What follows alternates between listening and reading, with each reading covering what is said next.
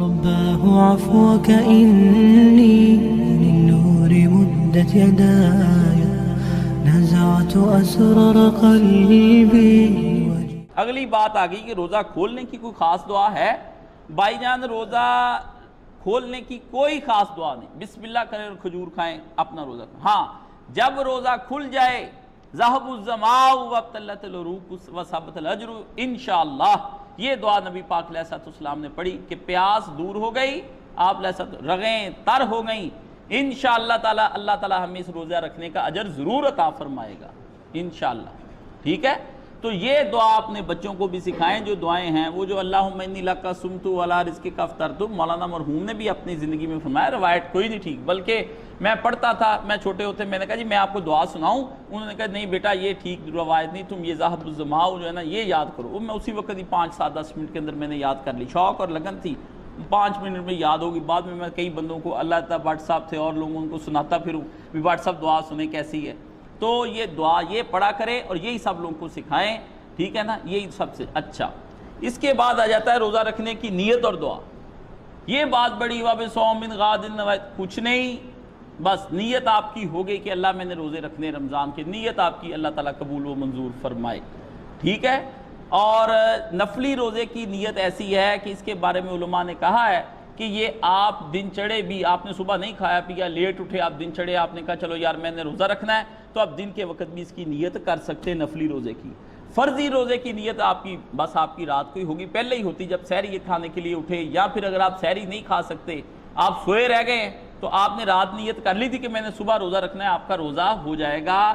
کہتے ہیں 8 پہر والا روزہ کوئی نہیں ہوتا، 8 پہر والا روزہ ہوتا ہے. اس کو وصال کا روزہ کہتے ہیں، وہ چلتا رہتا ہے. بھئی روزہ تو افطار ہو گیا آپ کا، جب آپ نے روزہ کھانا کھا لیا وہ آپ نے کھا لیا.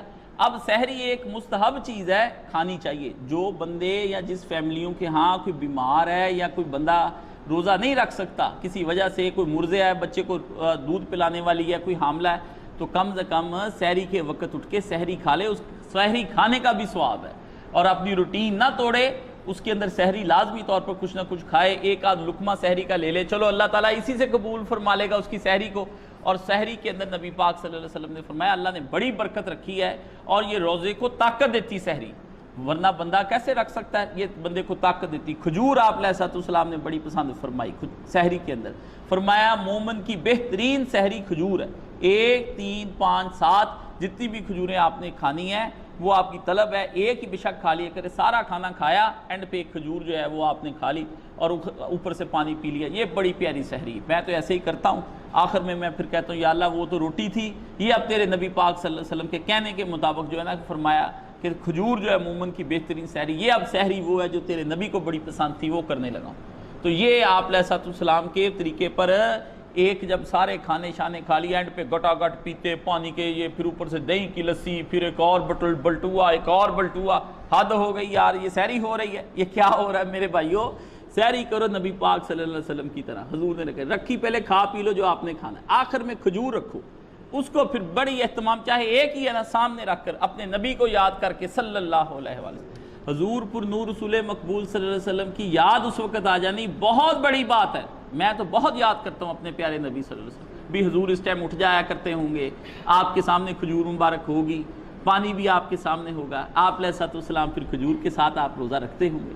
تو یہ جب دل آئی تو وہ روزہ 1 نہیں 2 نہیں کئی چند ہو جاتا ہے، اور اس کا ثواب بھی بہت بڑھ. نیت کرنے سے دیکھ لیں کیسا نبی پاک صلی اللہ علیہ وسلم. اور نیت سے ہی کہ حدیث میں آتا ہے کہ نبی علیہ السلام جب روزہ کے لیے ہوتے تھے، بندہ آپ نے کھجور کے اوپر یا بلند مقام پہ چڑھایا ہوتا تھا، وہ کھڑا اوپر دیکھ لیتا تھا، بلند مقام پہ کھڑا ہو کے ابھی سورج غروب ہو رہا ہے، اس نے اشارہ کرنا، بس حضور نے اسی وقت کھجور پکڑی ہونی، جلدی سے بسم اللہ کر کے کھجور کھا لینی. تو اس وقت بھی یہی خیال کرے بھی اس وقت میرے حضور پاک علیہ السلام سحری سے پہلے افطاری سے پہلے باتیں نہ کیا کریں. ٹھیک ہے نا. افطاری کے وقت نبی پاک علیہ السلام نے اس کے اشارے پر اسی وقت کوئی 10 منٹ کا 5 منٹ کا مراقبہ اپنے نبی کو یاد کر لینے سے دل پھر بڑا روشن ہوتا ہے.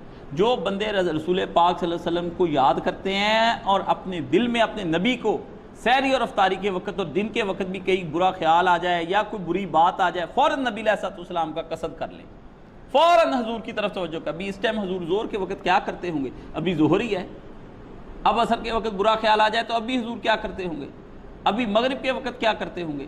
ابھی یہ صبح سے لے کے شام تک حضور نے دوپہر تک کیا کیا ہوگا، فوراً حضور کو لائیں گے، ایک سیکنڈ سے پہلے نبی علیہ الصلوۃ والسلام کے خیالات آتے ہیں، سارے وسوسے دور ہو جاتے ہیں اور بندہ پرباش ایسے ہی حشاش بشاش ہو جاتا ہے۔ تو اس لیے افطاری اور سحری کے وقت کھجور کا استعمال کریں، جس کو نہیں موافق بلا شبہ نہ کرے، پانی کے ساتھ کر لے، اس کے ساتھ کھول لے۔ پانی بھی بہت بڑی نعمت ہے اللہ تعالیٰ کی، اگر وہ آدمی سمجھتا ہے، ڈاکٹر کہتے ہیں کہ شوگر ہے یا جس طرح بھی ہے، تو اس کو آپ اپنے طور پر استعمال کر لیں۔